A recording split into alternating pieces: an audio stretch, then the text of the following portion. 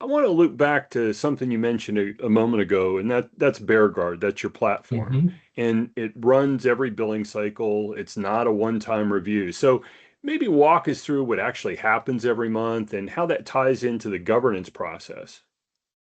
Sure. As I mentioned before, it's not an audit. We do a monthly validation, or that's the governance piece of it.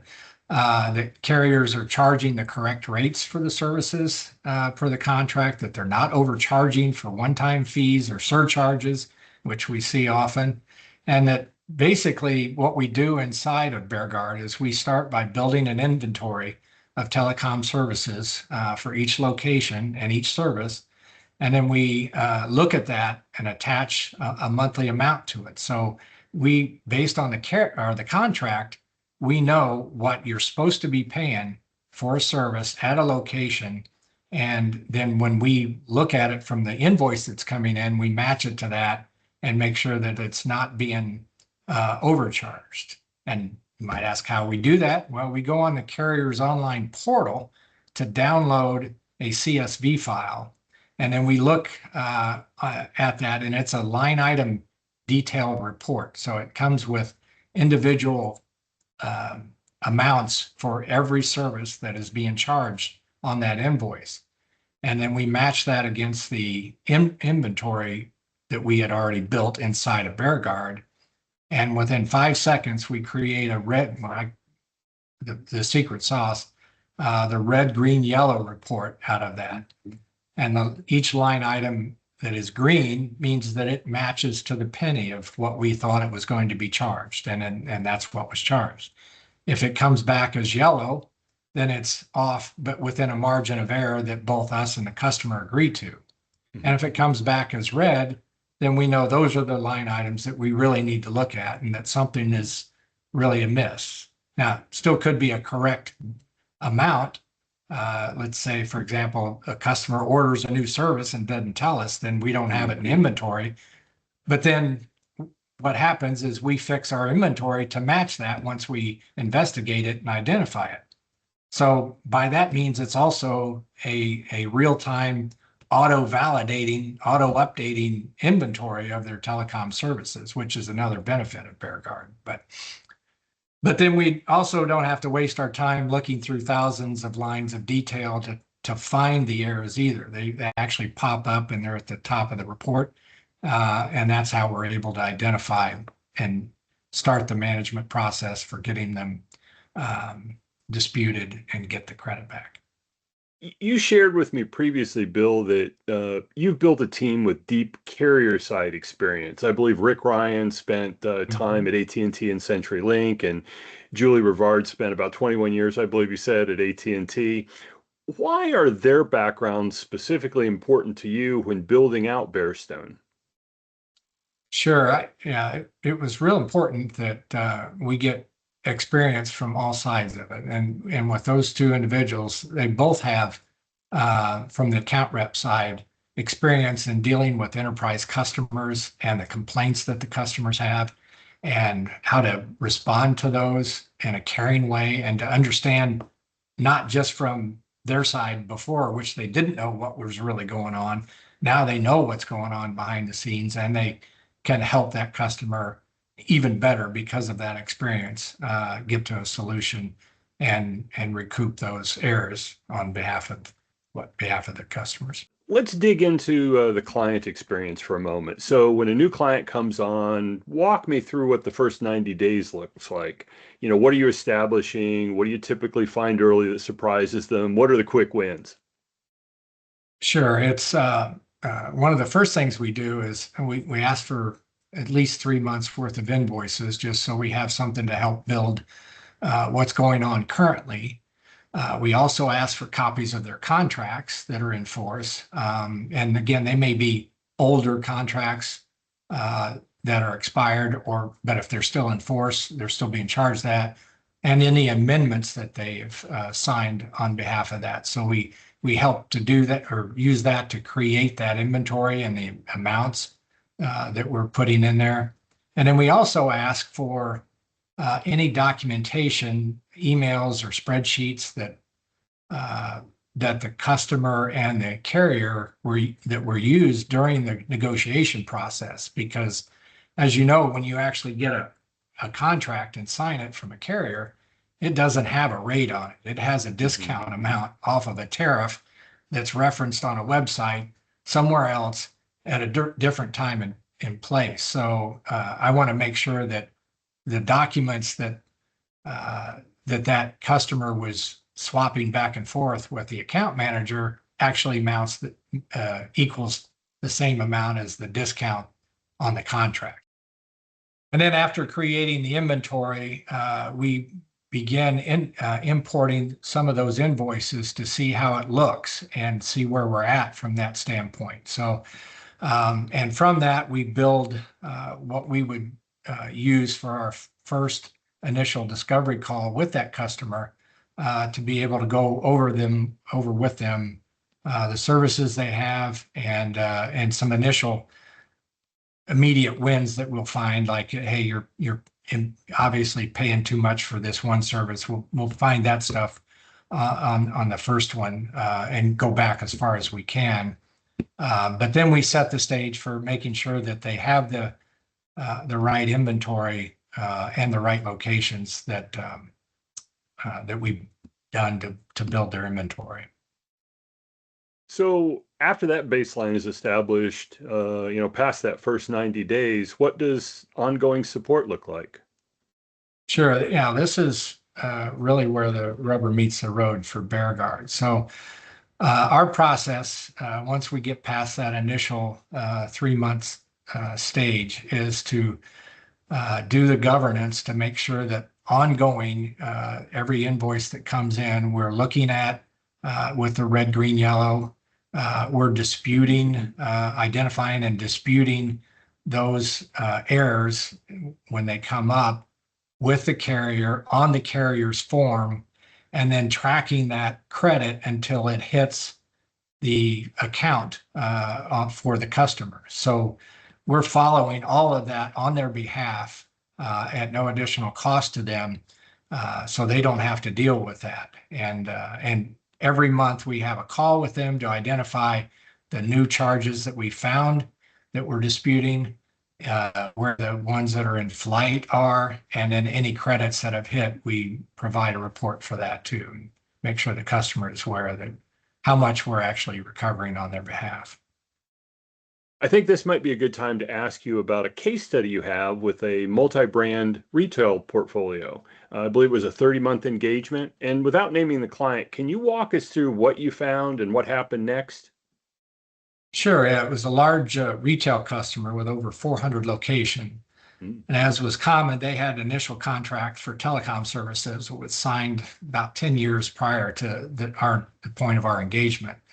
And it had just been amended several times during that. I think it was 2, maybe 3 different amendments that they had signed before then. And also, to add more to it, recently they had gone through bankruptcy, which really complicated things. But they were out of that, so we weren't dealing with the bankruptcy laws, but we were still dealing with their existing contracts. And so once we got all of their documents and went through that process that I just went through a little bit ago, our team got everybody together. We worked hard on it. And during our initial call, we came up with a few things that we identified. And one of them was that the carrier had, or the customer had asked for, they had MPLS, and they had asked the carrier to disconnect a couple of stores that they had closed over the years.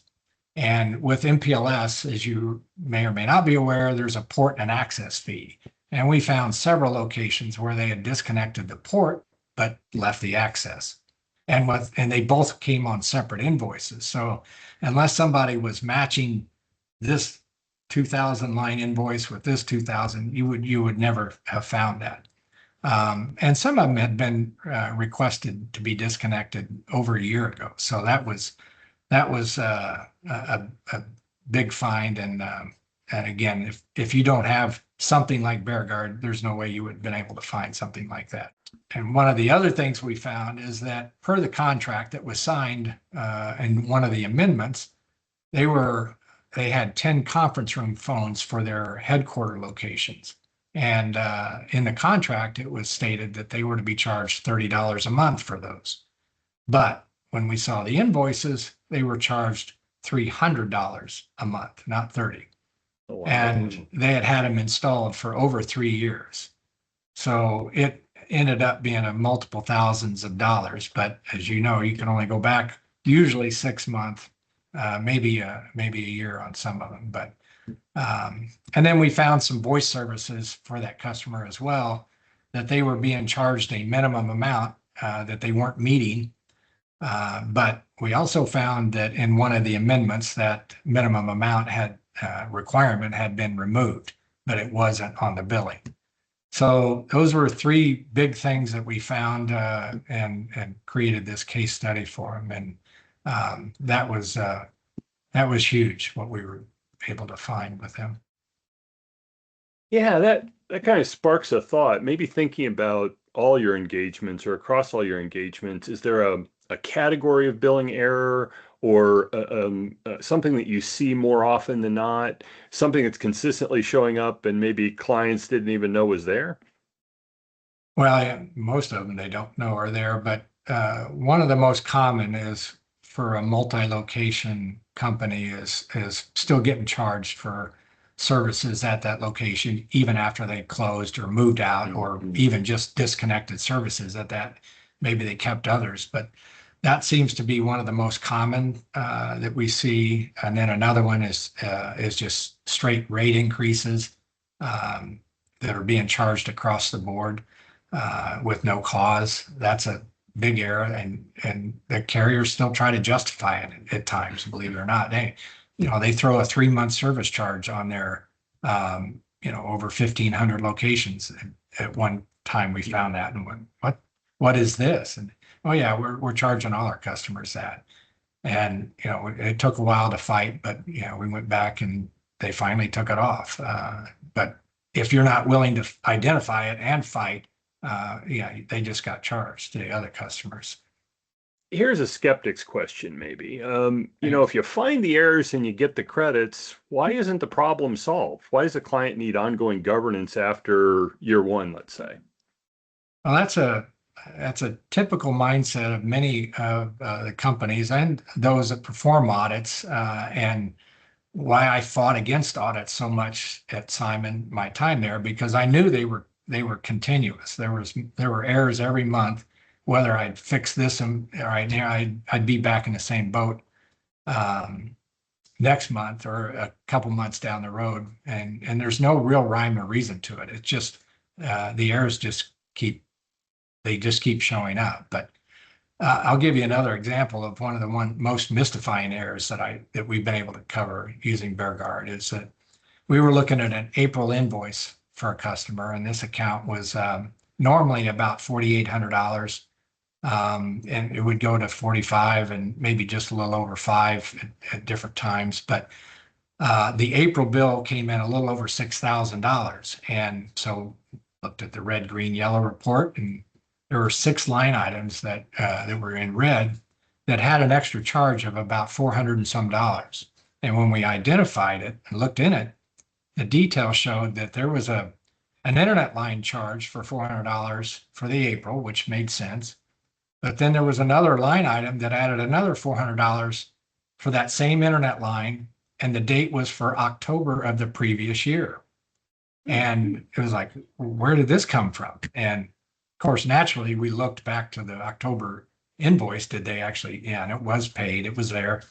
So somehow this, for these 6 accounts, they just got an extra charge for October of the prior year. And that was a major carrier. And I never did understand how that popped up, but that kind of error tells you that it's mystifying how these things can happen. So, but if you don't have something looking at that line item detail, there's no way you're going to be able to find it. So let's talk a little bit about customers. Who's the right fit for Bearstone? Is there a size of organization, a complexity threshold, or any other parameter that says an engagement would make the most sense for them? Obviously, the more they spend in telecom, if they're a larger spend, then the more we can help them and help save them money. And typically, we're seeing about a 10 to 15% billing error rate month after month, year after year. Believe it or not, our longest customer's been with us for almost 4 years, and we're still seeing those same 10% billing errors. Maybe not every month, but one month will be 6%, the next month will be 12%. So it is still after 3 years and using BearGuard every month, we're still getting those errors. But I would say from the smallest end, if you're spending a customer spending at least 25,000 a month in telecom spend, they should be able to benefit from BearGuard, and then the more locations they have, the more opportunities they have to get misbilled for site locations. So anything over 25,000 a month would be ideal for us. For a CIO or CTO watching this right now, who maybe has never looked at carrier invoices through this lens, what's the one thing they should do this week before they do anything else? I would say to have them take a look at the governance around their monthly telecom invoicing process and ask themselves, do they feel good about it? They feel good about their ability to find and dispute errors and recover them. And if it's just I saw an error last year and we talked to our account rep, then they're probably not getting what they need. So I'm sure that we would be able to help them. So if they look at it and they feel really good that, hey, I'm recovering and I see the at least 5% errors and we're going after them, then maybe you're doing what you should be doing. But unless that's the case, I'm pretty sure we can help you. You've put together a set of resources people can access right now. I believe there's a risk assessment quiz, a guide on carrier overbilling, Yes. and an executive brief on the governance framework, and of course, a case study, as you mentioned before. Can you give people a sense of who these are for and how they can get their hands on them? Yeah, mostly for CIOs or VPs or directors that are responsible for telecom for large enterprise organizations. But yeah, if you have a question at all, just go to our website at bearstonellc.com. That's where you can identify the guides, the quizzes, and or you can go to our LinkedIn homepage at Bearstone LLC, or you can just give us a call. But if you really want to have a conversation, reach out, and LinkedIn is probably the best way to reach out to me and to connect. Bill Henrichs, William Henrichs, I'm the founder, and either myself or one of the sales folks will get back in touch with you very soon. Won't take long.